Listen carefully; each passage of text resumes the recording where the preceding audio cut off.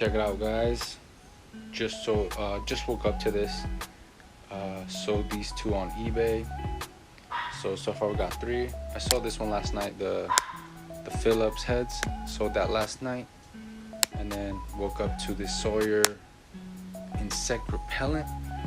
Sold for $25 plus $8 shipping. I bought it for $7. It was kind of a slow mover. I would say like at least within a month or so, no more than 2, which is not bad.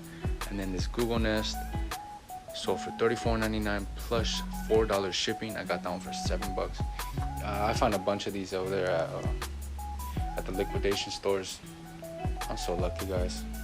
Okay, so first up is the Sawyer insect repellent.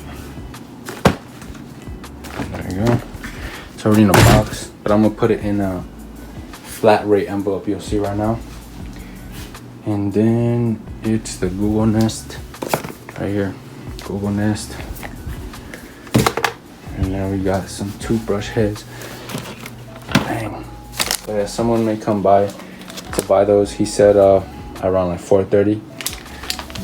They're Wolverine boots. If you know about construction, then you know about those. I'm gonna sell them for $70. So now it's time to ship these items.